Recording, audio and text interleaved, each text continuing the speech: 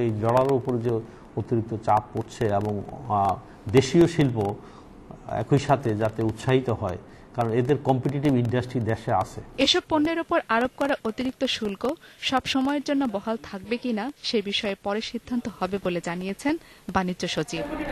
Jimmy আমির, independent news, Dhaka. এদিকে সাভারের চামড়া শিল্পনগরীতে কেন্দ্রীয় বর্জ্য শোধনাগার স্থাপন নিয়ে দরদাতাদের মামলার কারণে আটকে আছে রাজধানীর হাজারীবাগ, লালবাগের ট্যানারিগুলো সরিয়ে নেওয়ার কাজ। অথচ সেগুলো সরিয়ে নিতে হাইকোর্টের বেঁধে দেওয়ার সময় শেষ হয়ে গেছে 2010 সালের ফেব্রুয়ারিতে। অপরিকল্পিতভাবে গড়ে ওঠা হাজারীবাগ, লালবাগের ট্যানারিগুলোকে সরাতে সাভারের চামড়া শিল্পনগরী গড়ে তোলা হয়, কিন্তু সেখানে কেন্দ্রীয় বর্জ্য শোধনাগার বা central effluent treatment plant CETP চালু না হওয়ায় বরাদ্দ নেওয়ার পরও যাচ্ছেন না ট্যানারির মালিকরা। আদালতের রায় অনুযায়ী ট্যানারি শিল্প হাজারীবাগ থেকে সরিয়ে সাভারে আনার জন্য জমি বরাদ্দ হয়েছে বেশ কয়েক বছর আগেই। প্লটও বুঝিয়ে দেওয়া হয়েছে অনেক কারখানাকে, কিন্তু সিইটিপির জন্য বরাদ্দ দেওয়া এই জায়গাটিতে এখন পর্যন্ত একটি ইটও বসানো হয়নি। অথচ ট্যানারিগুলোকে সরিয়ে নিতে হাইকোর্টের বেঁধে দেওয়ার সময় পার হয়ে গেছে 2010 সালের ফেব্রুয়ারিতে। ফলে ট্যানারির বর্জ্যের দূষণ থেকে বাঁচানো যাচ্ছে না এককালের প্রমত্তা বুড়িগঙ্গাকে। হাজারীবাগের ট্যানারি শিল্পর বর্জ্যের ফলে আপনার বুড়িগঙ্গা আজকে অত্যন্ত কলুষিত হয়েছে। তাছাড়া হাজারীবাগের পুরো আবহাওয়াটাও কলুষিত, দুর্গন্ধযুক্ত। কাজে এই বিষয়টি হচ্ছে যে জনস্বার্থের সাথে সম্পর্কিত। পরিবেশবাদীরা বলছেন সরকার ইচ্ছা করেই সিইটিপি বসানোর প্রক্রিয়াকে টেনে লম্বা করছে। সরকার দেশের স্বার্থ জলাঞ্জলি দিয়ে শুধুমাত্র কয়েকজন শিল্প প্রতিষ্ঠানের মালিকের রপ্তানি আয়ের দিকে দেখে কিন্তু যত রকমের ছাড় দেওয়া যায় হাজারীবাগ ট্যানারিকে তত রকমের ছাড় দিচ্ছে। আর শিল্পমন্ত্রী দায়ী করেছেন সিইটিপি তৈরির জন্য দরপত্রে অংশ নেওয়া ভারতীয় ব্যবসায়ীদের। ইঙ্গিত করলেন ট্যানারি ব্যবসায়ীদের একটি অংশ জড়িত বলে। আগেও এই পার্টি কেস করেছে, এবারও এই পার্টি কেস করেছে, এবং যে তুচ্ছ ঘটনা নিয়ে তারা কেস করে ম্যানিপুলেট করতে চাচ্ছে, এটা আমাদের জাতীয় স্বার্থে সহায়ক নয়। গোষ্ঠীর হীন স্বার্থে এই জিনিসগুলোকে প্রলম্বিত করা হচ্ছে। কিন্তু ট্যানার্স অ্যাসোসিয়েশন তা মানতে রাজি নয়। শিল্প মন্ত্রণালয় এবং বিসিকের এত বড় প্রজেক্টের দায়িত্ব তাদের নেওয়া উচিত ছিল না। এখন এত বড় প্রজেক্ট নিয়ে তারা হিমশিম খাইতেছে। দোষ জারি হোক, দেশের স্বার্থে দ্রুত সমস্যাটির সমাধান টানা হবে বলে আশা করেন এলাকাবাসী, পরিবেশবাদী সংগঠনগুলো সহ সচেতন মহল। শাহাদাত স্বপন, ইন্ডিপেন্ডেন্ট নিউজ, সাভার, ঢাকা। দেশের প্রধান শেয়ার বাজার ঢাকা স্টক এক্সচেঞ্জ ডিএসইতে মঙ্গলবার দরপতনের মধ্য দিয়ে লেনদেন শেষ হয়েছে। কমেছে বেশিরভাগ শেয়ারের দাম এবং সাধারণ সূচক। এদিন লেনদেন শেষ হয় ঢাকা স্টক এক্সচেঞ্জে হাত বদল হওয়া কোম্পানিগুলোর শেয়ার এবং মিউচুয়াল ফান্ডগুলোর মধ্যে দাম কমেছে 241টির, বেড়েছে 15টির এবং অপরিবর্তিত ছিল 3টি প্রতিষ্ঠানের শেয়ারের দাম। লেনদেন হওয়া মোট 237 কোটি 13 লাখ টাকার শেয়ার। সাধারণ সূচক দিন শেষে 107 পয়েন্ট কমে দাঁড়ায় 4182 পয়েন্টে। দেশের পোল্ট্রি শিল্পের অবস্থা ভালো নেই বলে দাবি করেছেন খামারিরা। বার্ড ফ্লু আতঙ্কের সাথে যুক্ত হয়েছে মুরগির খাবারের মূল্য বৃদ্ধির বোঝা। তার উপর এসেছে এই খাতে বিদেশি বহুজাতিক কোম্পানির দৌরাত্ম্য। সব মিলে খামারিদের এখন অস্তিত্ব টিকে রাখায় কঠিন হয়ে পড়েছে বলে জানিয়েছেন পোল্ট্রি শিল্পর উদ্যোক্তারা।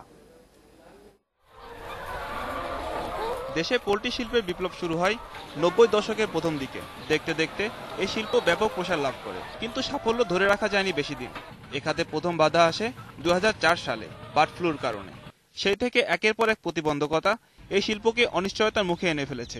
2010 সালে সিরিয়াসলি আমরা প্রায় 3 মাস ব্যাপী জরিপের মাধ্যমে যেটা করছিলাম, 1,14,763টা খামারের আমরা অস্তিত্ব পাই সারা দেশে। এইটা আমরা যখন এই বছরের 2011 শেষ বা এই বছরের শুরুতে যেটা ছাড় দেখলাম, সেটা 65 থেকে 68,000, অর্থাৎ গ্রাজুয়ালি যেখানে বাড়ার কথা ছিল খামার সংখ্যা সেখানে কমতে ছিল। তিনি বলেন, সুনির্দিষ্ট নীতিমালার অভাবে এই শিল্প নতুন নতুন ঝুঁকির মুখে পড়ছে। অপরদিকে ব্যাংক ঋণের অভাব খামার মালিকদের দুর্দশাকে আরও বাড়িয়ে তুলেছে। সম্প্রতি বিদেশি বহুজাতিক কোম্পানিদের দৌরাত্ম্যে খামারিদের অস্তিত্ব এখন হুমকির মুখে। ভারতীয় 5টি কোম্পানি সহ মোট 7টি বিদেশি বহুজাতিক কোম্পানি দেশের বাজার এখন নিয়ন্ত্রণ করছে বলে জানান তিনি। আর 5 বছরের ব্যবধানে এই বিদেশি কোম্পানির বাজার 13% থেকে বেড়ে এখন 27% এসে দাঁড়িয়েছে। যেখানে আমরা অস্তিত্ব নিয়ে লড়াই করছে, সেই ক্ষেত্রে তারা এই সুযোগটা নিয়ে এই ক্ষেত্রে বিনিয়োগে যাচ্ছে। পরে যে সম্ভাবনার যে খাতটা, আমরাই আমাদের এই খাতে এন্টারপ্রেনার থাকবো বা বিনিয়োগকারী থাকবো, অন্তপক্ষে 20 বছর 30 বছর অভিজ্ঞতা নিয়ে সেখানে লড়াই করব, টিকে থাকবো, ভোক্তার যে চাহিদা সেটা মেটাবো, সেখানে চলে আসতে বহুজাতিক কোম্পানি। তো এই আতঙ্কে কিন্তু খামারিদের মধ্যে যে অল্প গুটি কয় কোম্পানির হাতে এই সেক্টর চলে যাবে এবং তারাই নির্ধারণ করবে এর দাম, এর quality. Moshiur Rahman, independent news, Dhaka. ছাঁটাই হওয়া শ্রমিকদের চাকরিতে পুনর্বহালের দাবিতে চট্টগ্রামের মাঝিরঘাট সড়ক অবরোধ করে বাংলাদেশ কোস্টার হ্যাজ শ্রমিক ইউনিয়ন। এ সময় মাঝিরঘাট এলাকার প্রায় 2 ঘন্টা যান চলাচল বন্ধ থাকে। দুপুর 1টা থেকে 3টা পর্যন্ত মাঝিরঘাট স্ট্যান্ড রোড বন্ধ করে দিয়ে শ্রমিকরা মালিক পক্ষের বিরুদ্ধে প্রতিবাদ জানায়। এ সময় রাস্তা বন্ধ করে সমাবেশ করেন তারা। সমাবেশ থেকে অবিলম্বে চাকরিচ্যুত শ্রমিকদের পুনরায় চাকরি দেওয়ার আহ্বান জানানো হয়। রাতের মধ্যে দাবি না মানলে বুধবার থেকে অনির্দিষ্টকালের জন্য অবরোধের হুমকি দেন শ্রমিক নেতারা।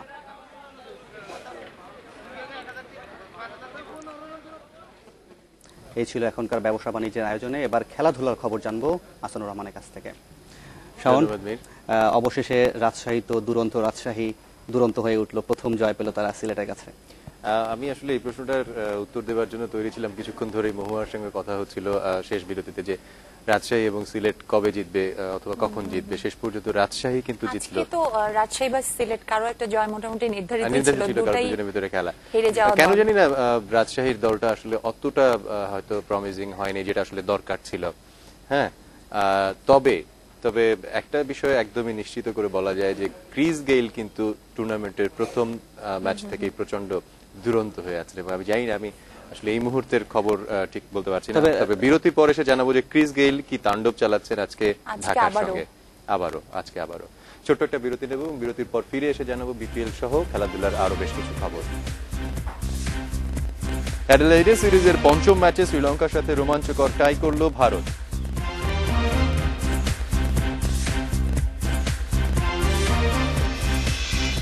এবং প্রিমিয়ার লিগ ফুটবলের তৃতীয় রাউন্ডের প্রথম খেলায় ড্র করেছে শেখ জামাল ধানমন্ডি ও ফেনী সকার ক্লাব।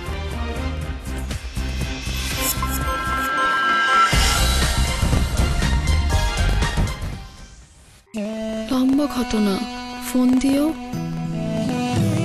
গল্প যখন অল্প নয় তখনই গ্রামীণ ফোনের লং টক।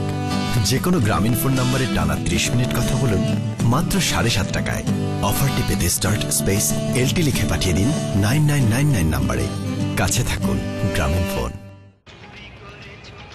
প্লেন থেকে খালি নামেন একবার, পুরা প্যাকেট করে লয়া পড়ো। হাঁচা কইতাছি, আর কিন্তু যাইবার দিব না। ভাইয়ের একটা দাবি আছে না, 2 ভাই মিলা সারা ঢাকা শহর চরকির মতো গুরুম দেহুম। এরপরে নান্নার বিরিয়ানি যখন ফুল প্লেট খায়া পান্ডা মুখে দিবেন, পাগলা হয়ে যাবেন। আইন বস, একটু হাতটা মিলাই লই। আপনার প্রাণের যে প্রিয় ক্রিকেট স্টার আপনার শহরে 9 ফেব্রুয়ারি থেকে শুরু হচ্ছে ডেস্টিনি বৈশাখী বিপিএল T20। শুধুমাত্র চ্যানেল 9-এ 4 হবে, ছক্কা হবে, ভরপুর এন্টারটেইনমেন্ট। মিস করতে না চাইলে কেবল অপারেটরকে চ্যানেল 9-এর সংযোগ দিতে আজই বলুন লাগ ভেলকি লাগ। কালো দাগ আপনার ত্বকের গভীরে লুকিয়ে থাকে, যা সূর্যের আলোতে গেলেই প্রকাশ পায়। পন্ডস ইনস্টিটিউটে আমরা ব্যবহার করেছি স্পেশাল ইউভি লাইট স্ক্যানার, যা লুকানো দাগগুলোকে দেখিয়ে দেয় যেগুলো আপনার ত্বকে পরে প্রকাশ পায়। পন্ডস হোয়াইট বিউটিতে আছে প্রো ভিটামিন B3 এবং মাল্টিপল সানস্ক্রিন, যা আগের সানস্পট দূর করে এবং নতুন দাগ থেকে ত্বককে রক্ষা করে। পন্ডস হোয়াইট বিউটি, যাতে এখন পাচ্ছেন আরো বিস্তৃত ইউভি প্রোটেকশন।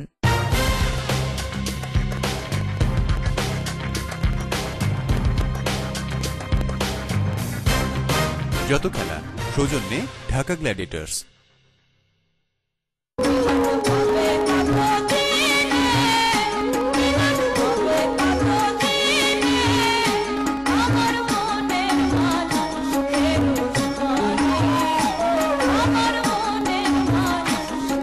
আপনার প্রাণের যে প্রিয় ক্রিকেট স্টার আপনার শহরে 9 ফেব্রুয়ারি থেকে শুরু হচ্ছে ডেস্টিনি বৈশাখী বিপিএল T20। শুধুমাত্র চ্যানেল 9-এ 4 হবে, ছক্কা হবে, ভরপুর এন্টারটেইনমেন্ট। মিস করতে না চাইলে কেবল অপারেটরকে চ্যানেল 9-এর সংযোগ দিতে আজই বলুন লাগ ভেলকি লাগ।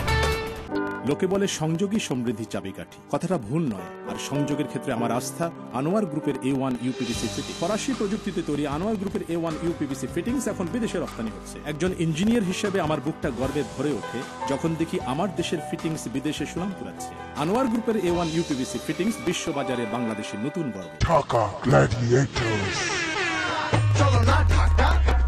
Hi everyone, I'm Neha Dupia and I'm coming to support the Dhaka Gladiators.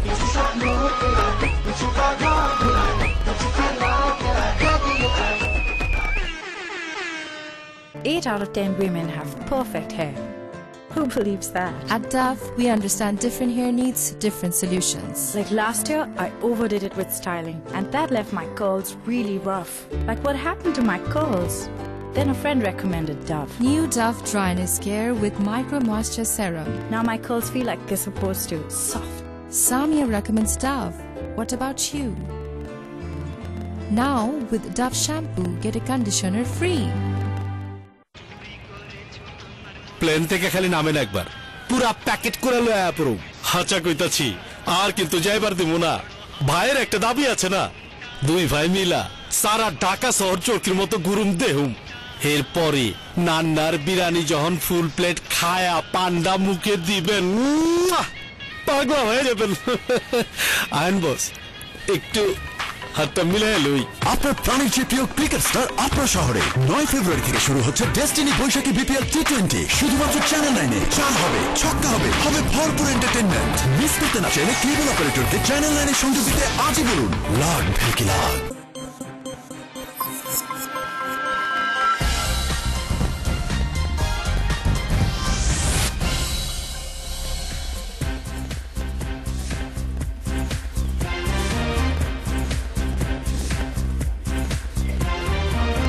স্বাগত আরো একবার রাত 9টা বাংলাদেশে। বিপিএল এর দ্বিতীয় ম্যাচে এই মুহূর্তে ছক্কার ফুলঝুরি ছড়াচ্ছে বরিশাল বার্নার্সের বারুদ ক্রিস গেইল। ঢাকা গ্ল্যাডিয়েটর্সের দেওয়া 209 রানের টার্গেটে ব্যাট করছে বরিশাল বার্নার্স। এ পর্যন্ত তাদের সংগ্রহ 3 উইকেটে 143 রান। শেষ খবর পাওয়া পর্যন্ত বরিশালের বারুদ ক্রিস গেইল 10টি ছক্কা এবং 5টি চারে শতক পূরণ করেছেন। টস জিতে ঢাকাকে ব্যাটিংয়ে পাঠায় বরিশাল। শুরুতেই আনামুল ও আশরাফুলের উইকেট নিয়ে গ্ল্যাডিয়েটরদের চাপে ফেলেন কবির আলী। এরপরই জ্বলে ওঠেন ঢাকার দুই পাকিস্তানি ব্যাটসম্যান ইমরান নাজির ও আজহার মেহমুদ। দুজনেই তুলে নেন হাফ সেঞ্চুরি। নাজির 58 রান করে আউট হলেও মেহমুদ অপরাজিত থাকেন 77 রানে। মাত্র 15 বলে কায়রন পোলার্ডের 36 রানে 20 ওভার শেষে 5 উইকেটে 208 রান করে ঢাকা। জবাবে গেইল স্বভাব সুলভ খেলা খেললেও তাকে সঙ্গ দিতে ব্যর্থ হন শেহজাদ। আউট হন 7 রানে। কিছুক্ষণের মাঝেই আরো 2 উইকেট নিয়ে ম্যাচের নিয়ন্ত্রণ নেয় ঢাকা, কিন্তু গেইলের আক্রমণাত্মক ব্যাটিং বাঁচিয়ে রাখে বরিশালের জয়ের স্বপ্ন। 35 বলে হাফ সেঞ্চুরি করেন তিনি। এরপর গেইলের সাথে যোগ দেন মিঠুন আলী।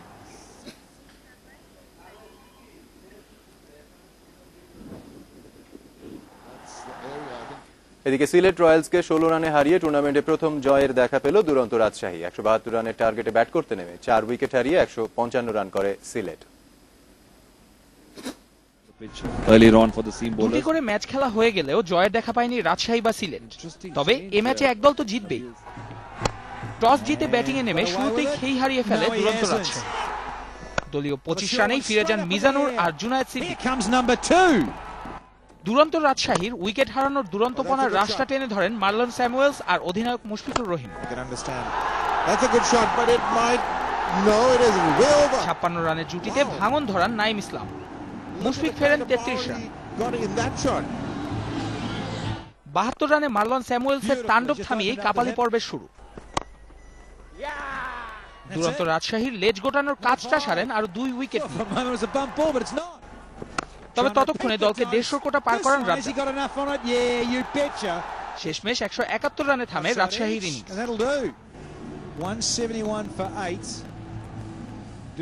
টার্গেটের চাপটা মাথা থেকে যেন ঝেড়েই ফেললেন ইমরুল কায়েস। শুরুতেই ঝড় তুললেন ব্যাটে।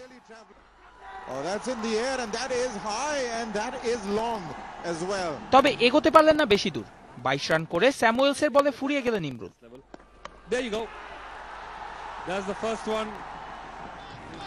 কায়েসের উইকেটের ধাক্কাটা দলকে বুঝতে দিলেন না আকমল আর ট্রেগো।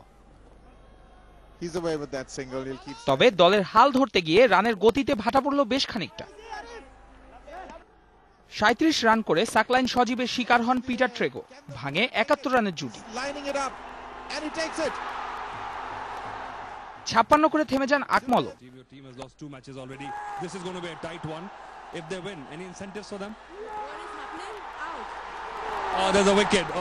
সোহেল তানভীর আর অলোক কাপালি এবার নামলেন যুদ্ধে।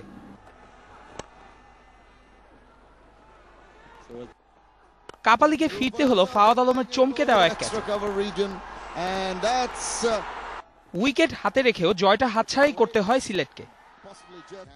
আর বিপিএল এর প্রথম জয় পেল দুরন্ত রাজশাহী।